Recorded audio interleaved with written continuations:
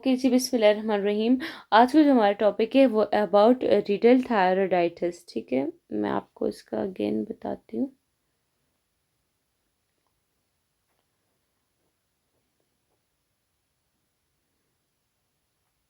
ठीक है, रीडल थायराइडाइटिस के बारे में आज हम पढ़ेंगे। जो नेक्स्ट कल रह गया था, ये लास्ट रह गया है हाइपोथायराइडिज्म का। ठीक है, रीडल थायराइडाइटिस।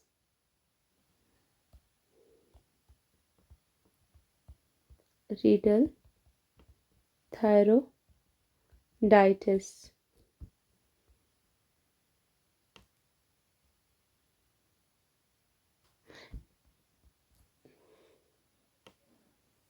इसमें क्या है,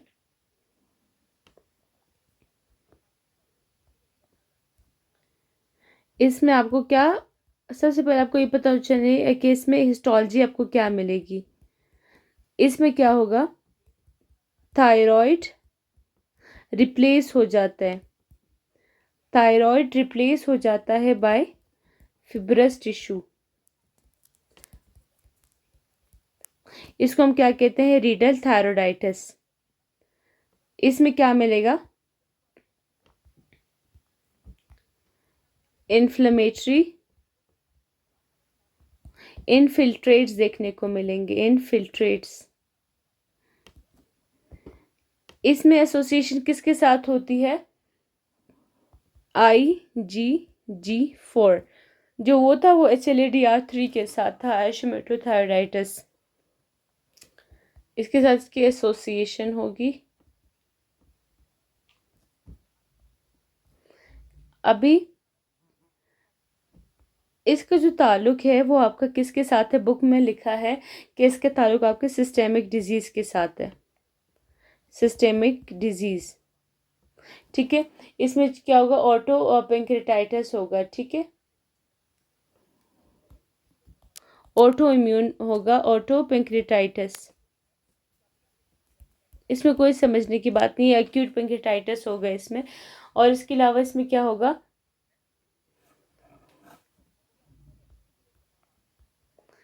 इसमें और क्या होगा,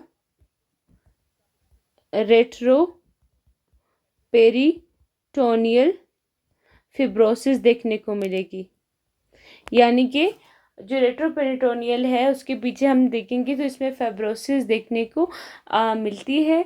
ठीक है, ये आपने याद रखना है। और इसमें एसोसिएशन IgG4 के साथ होती है, इन्फ्लेमेटरी इनफिल्ट्रेट्स देखने को मिलते हैं। और थायराइड जो होता है वो पूरा का पूरा रिप्लेस हो जाता है फिब्रस टिश्यू के साथ। अभी इसकी फाइंडिंग्स क्या है, फाइंडिंग्स, थायराइड ग्लैंड का अगर साइज बड़ा हो जाए इसको कंडीशन को हम क्या कहते हैं। इसमें क्या मिलेगा, फिक्स्ड हार्ड रॉक ग्वाइटर। ठीक है, और ऐसा बंदा जिसमें रीडल हाइपोथायराइडिज्म होगी उसमें क्या होगा, उसमें एक मिनट, अभी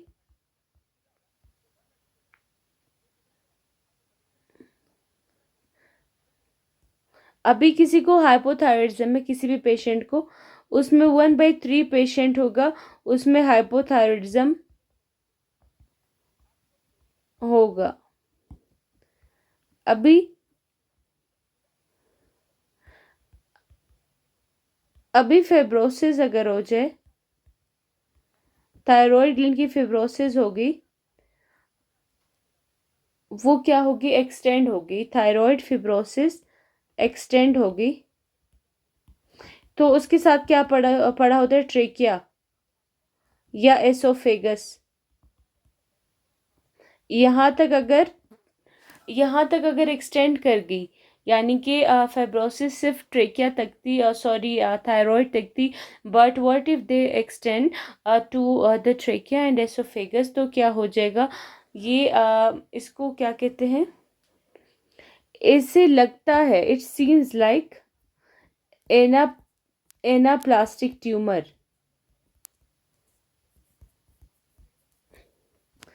ठीक है। इसमें कुछ सिम्टम्स आते हैं, लेकिन ये सीम्स लाइक एनाप्लास्टिक ट्यूमर। ठीक है, ये फाइब्रोसिस जाएगी, इसको कॉम्प्रेस कर देगी। हालांकि उसको है ना जो प्लास्टिक ट्यूमर नहीं होगा, ये जस्ट थायराइड की फाइब्रोसिस एक्सटेंड कर गई है ट्रेकिया और एसोफेगस तक। उसकी वजह से लगता है ऐसे है जैसे इस बंदे को ट्यूमर हो गया है एनाप्लास्टिक, बट ये just the compression of the fibrosis की कंप्रेशन की वजह से ट्रेकिया एसोफेगस में मसला आता है। और जब कोई बंदा खाना खाता है तो swallowing वगैरह में भी प्रॉब्लम आती है। इसके अलावा बुक में ये भी लिखा है,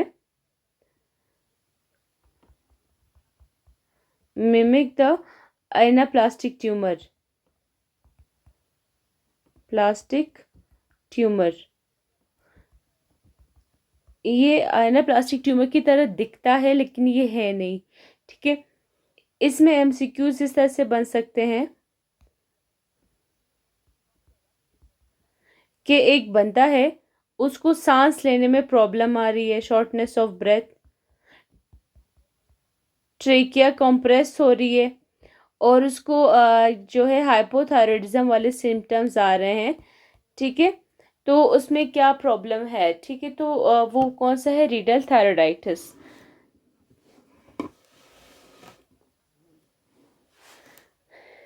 इसमें हम लोगों ने डिफरेंशियल डायग्नोसिस में क्या करना होता है, एनाप्लास्टिक ट्यूमर को देखना होता है। एनाप्लास्टिक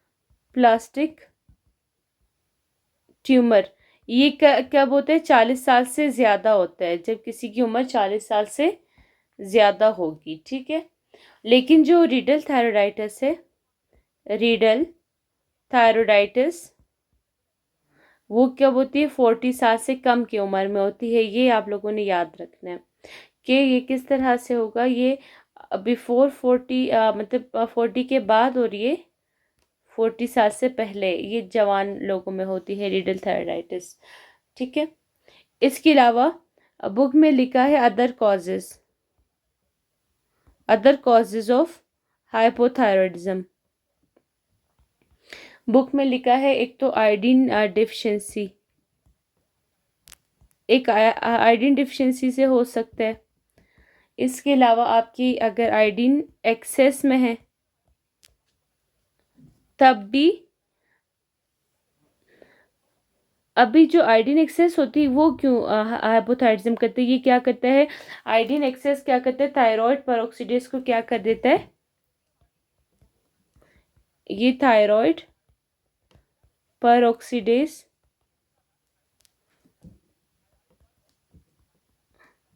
उसको टेम्पररी शट डाउन कर लेता है, शट डाउन। तो T3 और T4 क्या हो जाएगा? कम हो जाएगा। इस अफेक्ट को हम क्या कहते हैं? Wolff Chaikoff effect.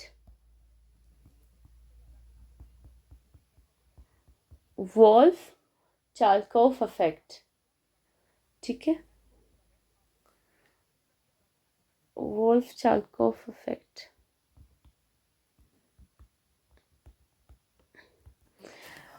What is Wolff Chaikoff effect?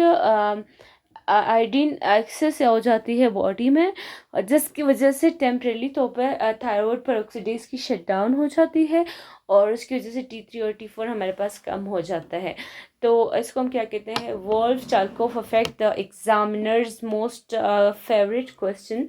सो इसको आप लोगों ने लाजमी याद रखना है।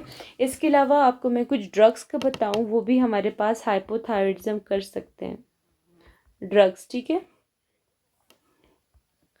सबसे कॉमन ड्रग अमाइड्रॉन, जो कि ब्लू मैन सिंड्रोम भी करता है आपको, अमाइड्रॉन।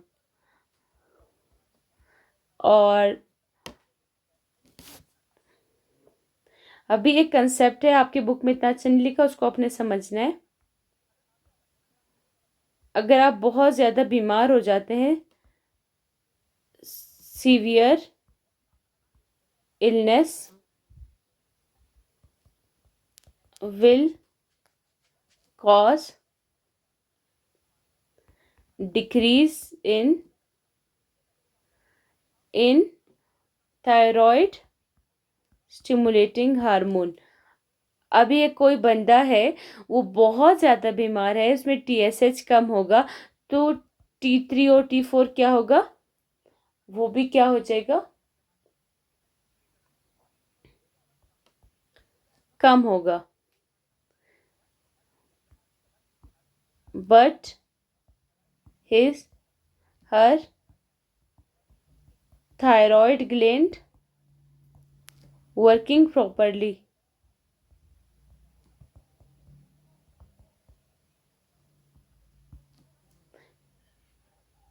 T3 और T4 कम हो जाए, उसको हम हाइपोथायरॉइडिज्म कहते हैं। लेकिन इस कंडीशन में थायराइड ग्लैंड बिल्कुल ठीक काम कर रहा है। तो यानी कि यू थायराइड, यानी कि जो थायराइड ग्लैंड है वो बिल्कुल ओके है। लेकिन T3 और T4 कम हो गया है, इसको क्या कहते हैं, यू थायराइड हाइपोथायरॉइडिज्म। यानी कि थायराइड बिल्कुल प्रॉपर काम कर रहा है, लेकिन सीवियर इलनेस की वजह से TSH और T3 एंड T4 कम हो गया है, जिसकी वजह से हाइपोथायरॉइडिज्म हो गई है। इसको हम क्या कहते हैं, यू थायराइड हाइपोथायरॉइडिज्म। अभी T4 होता है, ये इनएक्टिव है या एक्टिव है, ये इनएक्टिव है, ठीक है, ये स्टोरेज हार्मोन है। अभी T4 कन्वर्ट होगा T3 में। इसके साथ साथ एक बाय प्रोडक्ट भी बनता है, जिसको हमने बताया था, क्या नाम है, रिवर्स T3। ये रिवर्स T3 किसी काम का नहीं है। एक ऐसी डिजीज है उसमें ये रिवर्स T3 भी काम आता है। वो कौन सी डिजीज है, यही यू थायराइड हाइपोथायरॉइडिज्म। इसमें ये रिवर्स T3 का भी काम होता है।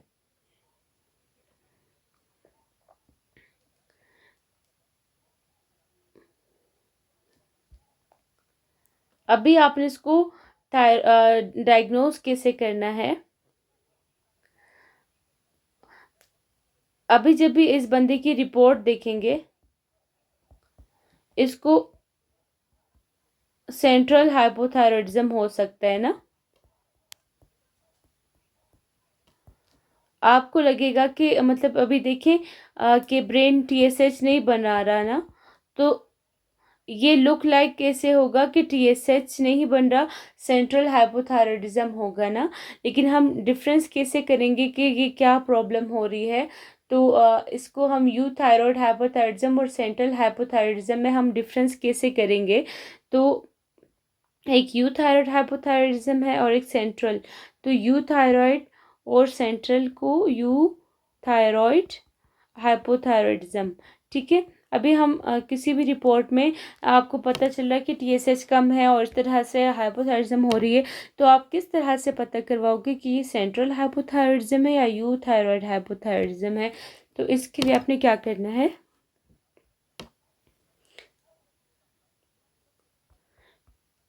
TSH कम, T3 कम, T4 कम।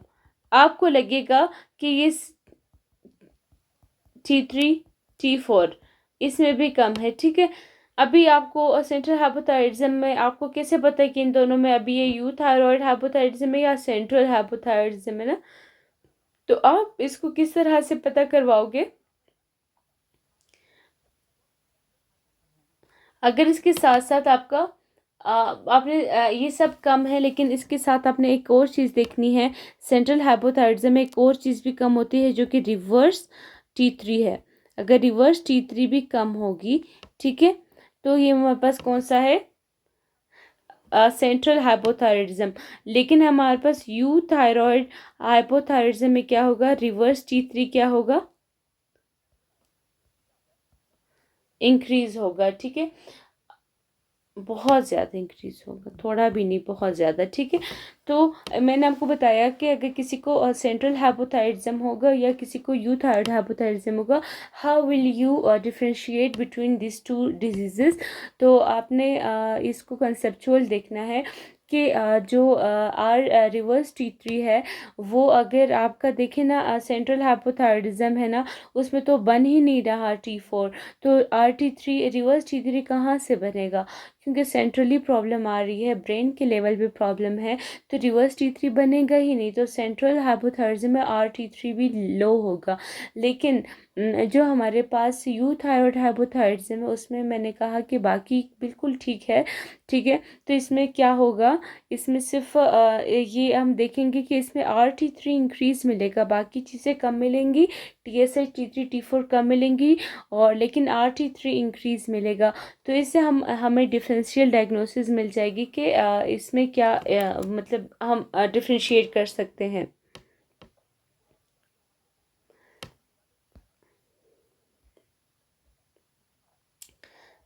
ठीक है, यहाँ तक आई थिंक मैं आपको अपना पॉइंट समझा पाई हूँ। फिर भी अगर आप लोगों को नहीं आती समझ, कोई मेरा पढ़ाने का अंदाज या कोई प्रॉब्लम है, तो आप लोग मुझे काइंडली मैसेज कर लिया करें, ठीक है।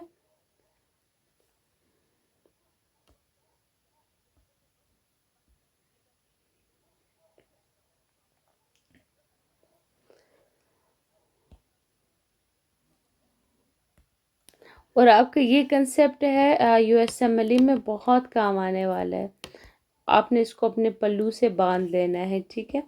अभी आप लोगों ने बहुत इंपॉर्टेंट डिजीज़ है, अभी हम हाइपरथायरॉयडिज्म का स्टार्ट करेंगे, ठीक है। हाइपरथायरॉयडिज्म, उसमें सबसे पहले कौन सा है, ग्रेव्स डिजीज़। बल्कि हम ये करते हैं यहाँ पे ये एंड करते हैं जो हमारा पास ये जो लेक्चर है, जो ग्रेव्स डिजीज़ है वो हम लोग नेक्स्ट लेक्चर में स्टार्ट करते हैं।